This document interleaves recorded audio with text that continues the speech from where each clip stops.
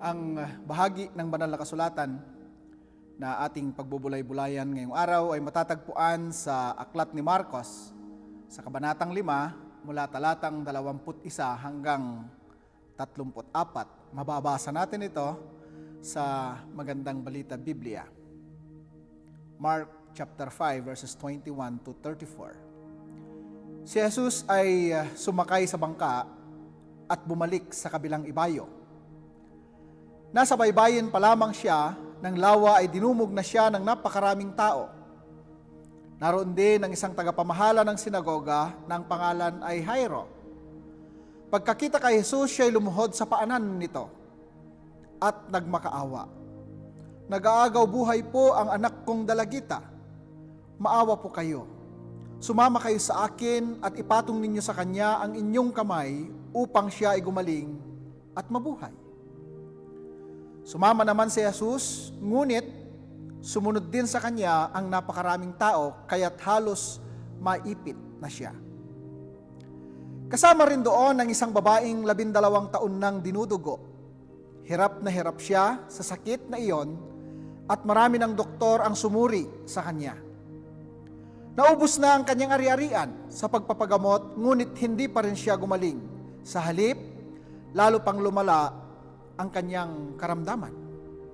Nabalitaan niya ang tungkol kay Jesus, kaya't nakipagsiksikan siya hanggang sa makalapit siya sa likuran ni Jesus at hinipo ang damit nito, sapagkat iniisip niyang, mahipo ko lang ang kanyang damit, gagaling na ako.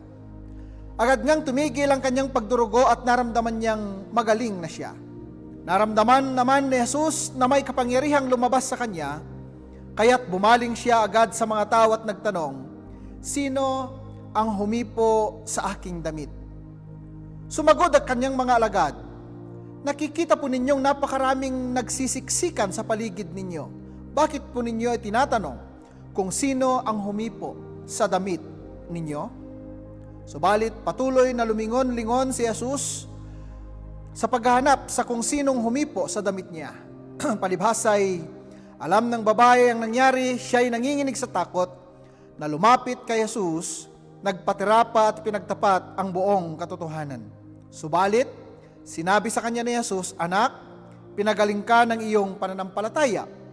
Umuwi ka na at ipanatag mo ang iyong kalooban. Ikaw ay magaling na. Tayong lahat ay napagpala sa inyong pakikinig sa pagkabasa ng kanyang banal na salita. Isang mapagpalang araw sa ating lahat. Makikipag-usap po ako sa inyo ngayon sa tema, Giving what is available in you. Giving what is available in you. Isa na namang kagalakan sa ating lahat na tayo'y magsasalo-salo sa dulang ng ating Panginoong Hesukristo. Our gospel lesson for today tells about Jesus went back across to the side of the lake.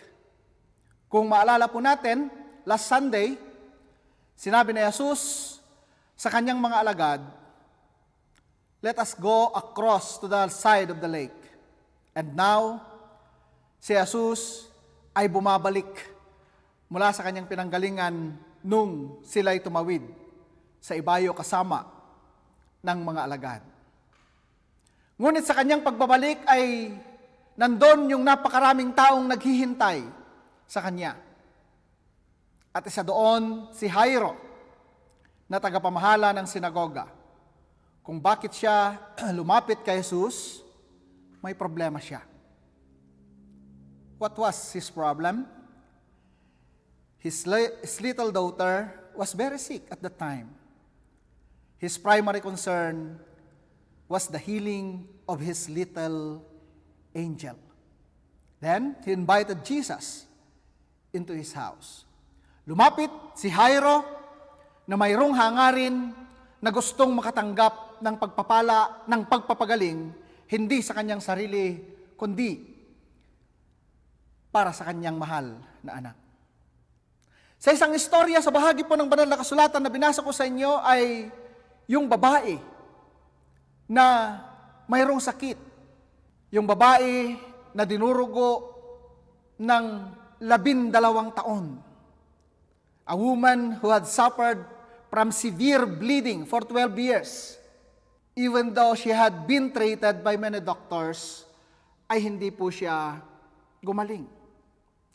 Pangalawang karakter po ito na makikita natin sa isang senaryo na lumapit kay Jesus na mayroong concern. And actually, marahil lahat ng mga nandun, yung mga taong nagsisiksikan doon, ay mayroon silang concern sa ating Panginoon. May concern na magpagaling, may concern na gustong marinig yung mga pangangaral ng ating Panginoong Hesukristo. Ngunit dito sa aklat na sinulat po ni Marcos ay nakita niya yung dalawang tao na mayroong malalim na concern. Ang isa'y humihingi para sa kanyang anak at ang isa'y hihingi naman para sa kanyang sarili.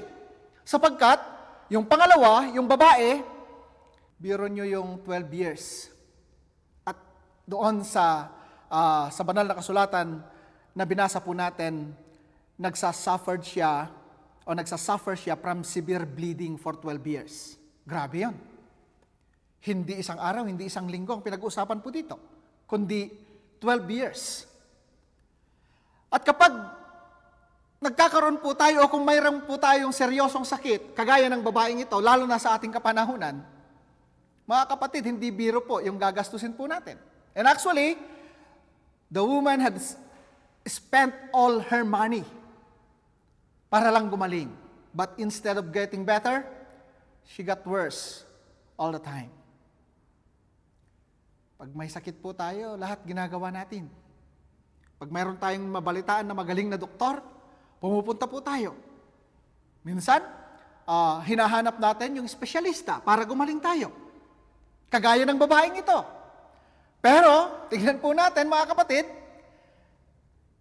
na gastos na niya ang lahat ng kanyang pera, pero hindi siya gumaling, ngunit lalo pang lumala ang kanyang sakit. Then, ano po yung aral, yung lessons that we should learn from the life of this woman? Bakit pinag-uusapan natin ngayon ito? Ano yung matututunan natin sa kanyang buhay? Unang-una, makikita po natin na for 12 years siguro talagang marami yung imbak na pera ito ng babaeng ito, ngunit naubos. We should not cling in our money or possession kasi ang lahat po ng ito ay mayroong hangganan. Gaano man po tayo kayaman, gaano man kalaki yung pera, yung belongings na nasa atin, mayroong limitasyon ito sa ating buhay. Marami tayong alam, nabalitaan, na witness, na mayaman, na nagkasakit, ngunit hindi gumaling. Ibig sabihin, though ang sinasabi ng iba ay ang pera ay powerful, mayroon siyang limitasyon.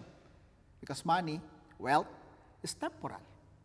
Now, ano yung nakikita natin dito na positibo? Ano yung nakikita nating aral na mapupulot po natin na kailangan nating ipamuhay?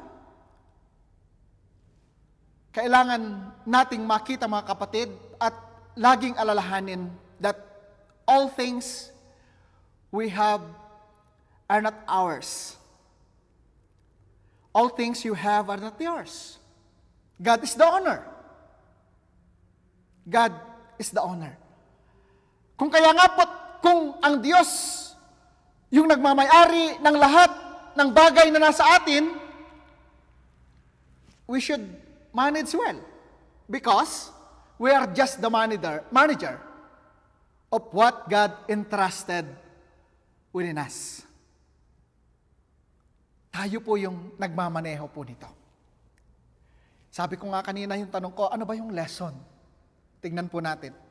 Sa ayaw at sa gusto ng babaeng ito, yung pinaghirapan niya ng maraming taon, dahil doon sa kagustuhan niyang gumaling, at naubos niya yung kanyang pinaghirapan, ngunit naging walang silbi ito, useless ito. Now, paano natin ginagamit yung mga wealth, possessions, blessing na nasa atin, na ipinagkatiwala sa atin ng Diyos? Or, tatanungin ko kayo, mayroon ba kayong isang napakaliit na bagay diyan na hindi nanggaling sa Diyos? Baka wala po tayong maisip. At wala rin akong maisip. Sapagkat mula doon sa pinakamaliit na ipinagkatiwala sa akin ng Diyos hanggang sa tinuturing kong pinakamalaki, ay sa Diyos. Pag-ari ng Diyos. And, ginawa niya akong steward po rito. Then, Kung ginawa niya po tayong steward, ginawa niya tayong manager, you must manage all things that God entrusted you. Or else, you will be charged of not doing good stewardship. Halimbawa na lamang sa ating buhay, no? Kapag hindi po natin ginamit ito ng tama, nibuso po natin, hindi tayo good steward ng buhay na pinagkaloob po sa atin. And ay yung anumang bagay na pinagkatiwala ng Diyos sa atin ay nangangailangan ng well management para mapapurihan po natin yung nagbigay nito. The woman had all the money, but he spent all that money for nothing.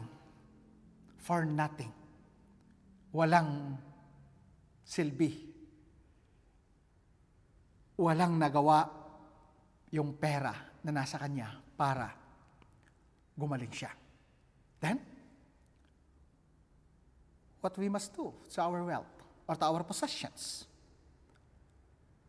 Unang-una, kailangan nating kilalanin na ang lahat ng bagay na nasa atin ay hindi sa atin. Tayo yung managers. All things you have are not yours. Pangalawa, you must invest eternally.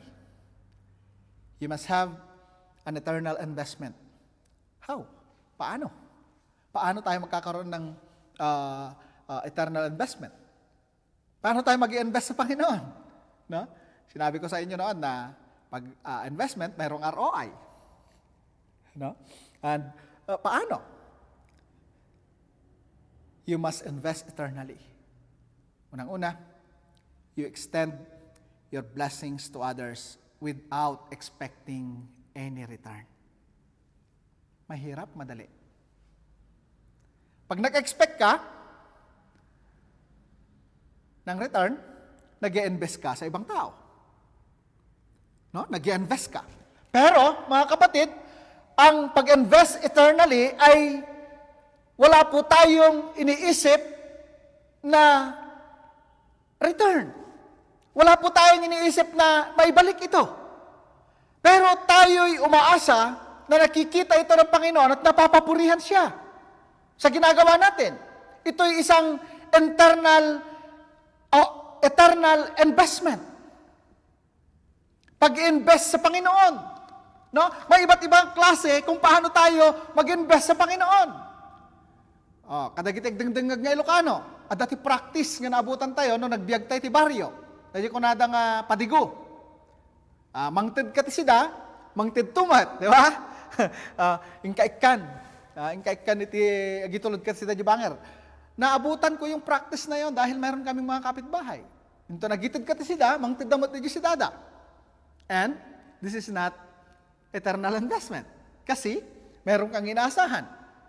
Mag-invest ka sa Diyos. How? Paano? Pangalawa, give to the church ministries.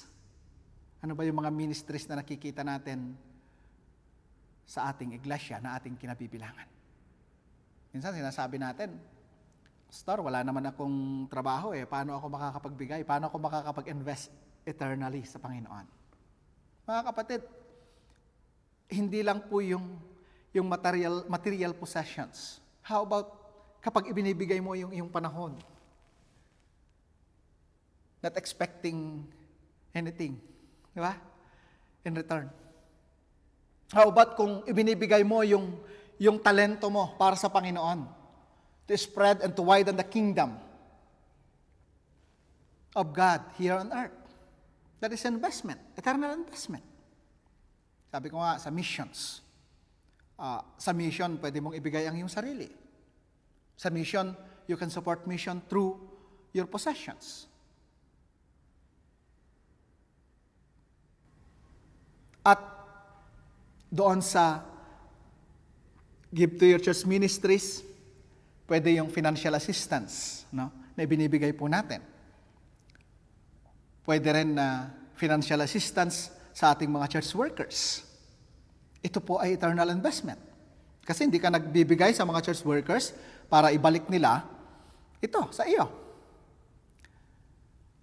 Kahapon, nagkaroon po ako ng pagkakataon na ma-meet ang ating Sunday School teacher, online Sunday School teacher, si Sir Ramsey.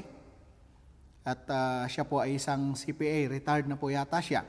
Nag-uusap po kami. At isa sa mga na-share niya sa akin bilang kanyang testimony, ang sabi niya ay nung active pa siya ay even yata ngayon pag nagle-lecture siya ay siya yung binabayaran, Of course, CPA yan may possession yan, may title yan. Pag nag-lecture ka, of course, in return, mayroong ibibigay sa'yo. Pero ngayon, sabi niya, nagtuturo ako ng Sunday School, akong nagbibigay. Instead na siya yung tumanggap, siya pa yung nagbibigay. And this is a kind of eternal investment. Pangatlo, give until it hurts. Magbigay ka hanggang sa nasasaktan ka na. Hindi ka nagbibigay na nasasaktan dahil nanghihinayang ka. Nagbibigay ka at nasasaktan ka dahil kailangan mo sana, pero mas kailangan ng iba, ngunit ibinibigay mo. Ina-extend mo yung nasa iyo. Kakaiba yung ibinibigay mo at nasasaktan ka dahil nanghihinayang ka. Kundi yung tama ay yung nagbibigay ka, nasasaktan ka, dahil kailangan mo sana, pero mas kailangan niya. Nakita mo na mas kailangan niya. So kailangan mong i-extend yung bagay na nasa iyo. At sa mga bagay na ito, mga kapatid, na ginagawa po natin, mayroon pong bahagi ang ating pananampalataya kung paano natin ipinamumuhay. Sa mga bagay po na ito, mga kapatid, faith matters. Kailangan, bahagi ito doon sa buhay natin bilang mananampalataya. Maalala po natin, balikan po natin yung babae na dinuro ko, sabi niya, the woman said to herself, if I just touch his clothes, I will get well. Mula doon sa 12 karanasan ng paghihirap, mga kapatid, at that time na makita niya si Jesus, nabuo yung kanyang pananampalataya, marahil mayroon na siyang narinig noon patungkol sa ating Panginoong Jesucristo. At doon sa kanyang pananampalataya, nagkaroon siya ng pag-asa na gagaling. Nung sabi niya na, mahawakan ko lamang ang laylayan ng kanyang damit, ay gagaling na ako. Magkaiba, doon sa hangarin, doon sa gusto ni Jairo at saka ng babae na gawin ng ating Panginoong Jesucristo. Si Jairo, sabi niya, Panginoon, sumama pa kayo sa akin, ipatong niyo ang inyong kamay sa aking anak na may sakit at siya po ay gagaling.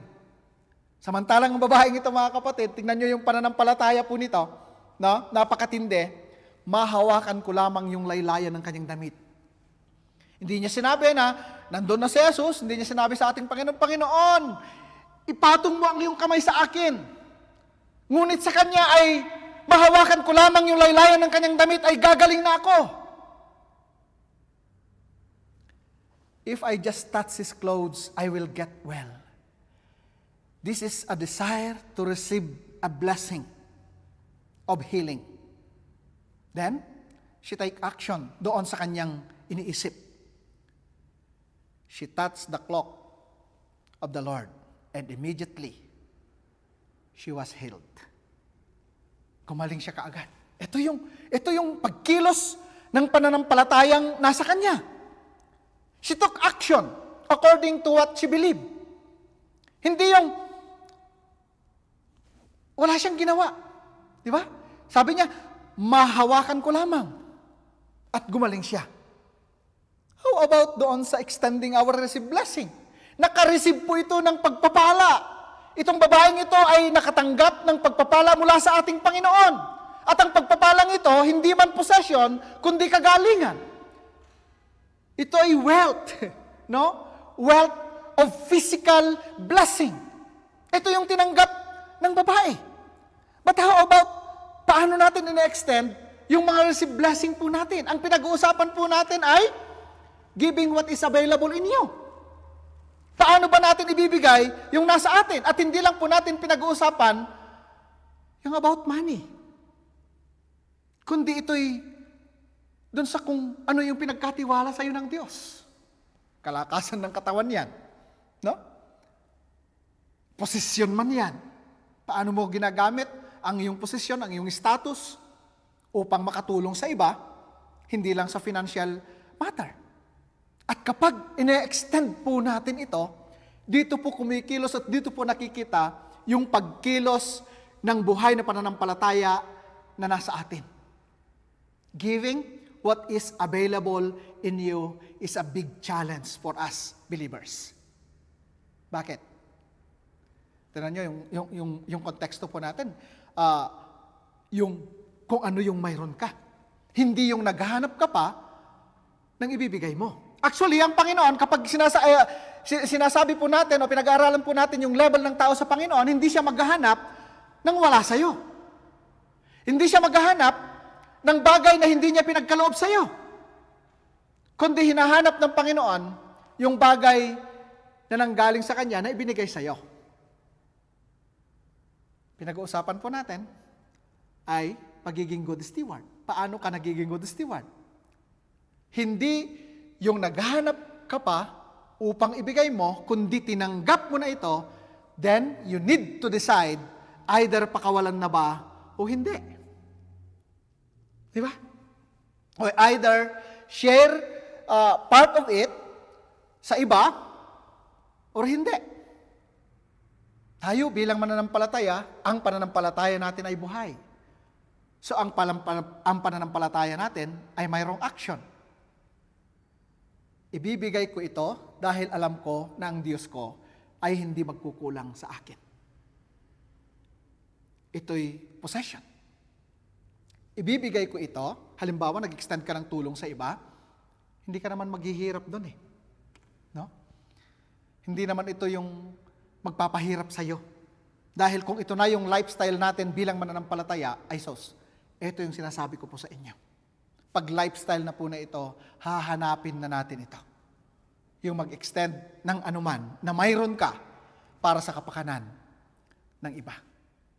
Pag-aralan po natin yung buhay ng babaeng ito.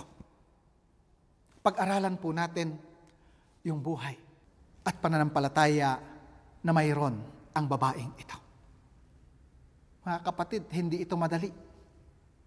Ngunit, kung titignan po natin yung kanyang sitwasyon, dahil nandun siya sa pinakamababang antas ng kanyang sitwasyon na wala na siyang magawa, wala nang magawa yung pera sa kanya, mga kapatid, ito yung nagtulak sa kanya upang lumapit sa ating Panginoon at hingin yung isang bagay na gusto niyang maranasan na nawalan sa kanya within 12 years.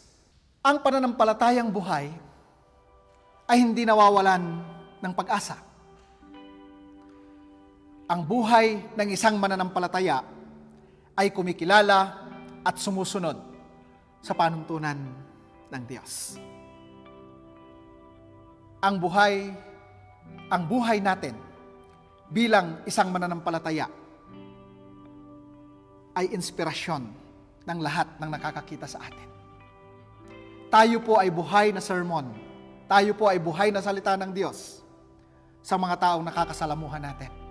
Ang pananampalatayang nasa atin ay hindi itinatago anuman yung issue ng buhay na mayroon tayo. Ito man ay patungkol sa pagbibigay, ito man ay patungkol sa paglilingkod, ito man ay patungkol sa mga sakripisyo na kailangan nating gawin.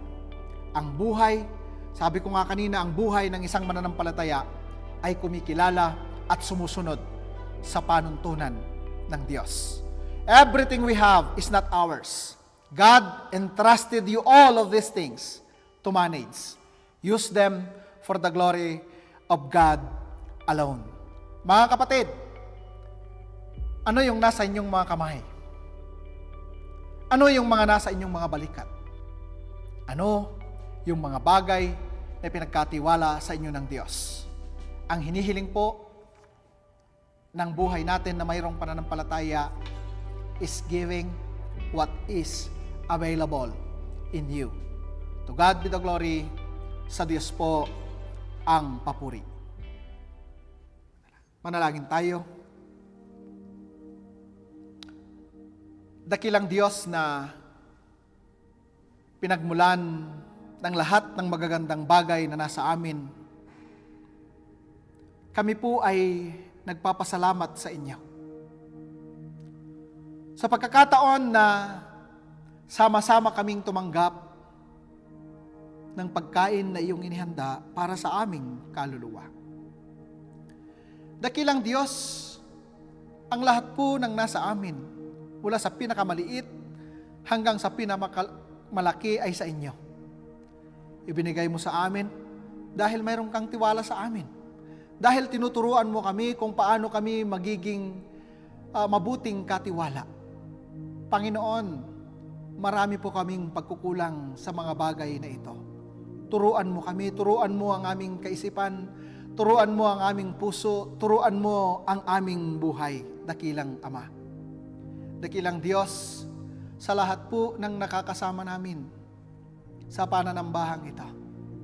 Kung mayroon man silang dinaramdam physically, dalangin ko, O Diyos, kagaya ng babaeng ito, magkaroon sila ng pananampalataya and they will receive blessing of healing anuman ang mayroon sila ngayon. Dakilang Diyos, kung kami man po ay mayroong hinahangad na sana magkaroon po kami nito, dalangin ko, Ama, na kung ito'y ayon sa iyong panuntunan, kung ito'y ayon sa iyong pinangako sa pananampalataya ng aming pinamumuhay, hayaan mo, O Diyos, na tanggapin nila ito at turuan mo sila how to manage well those blessings na kanilang tatanggapin o na kanilang tinanggap na. Dakilang Ama, maraming salamat. Kahit minsan hindi ka nagkulang sa aming mga buhay.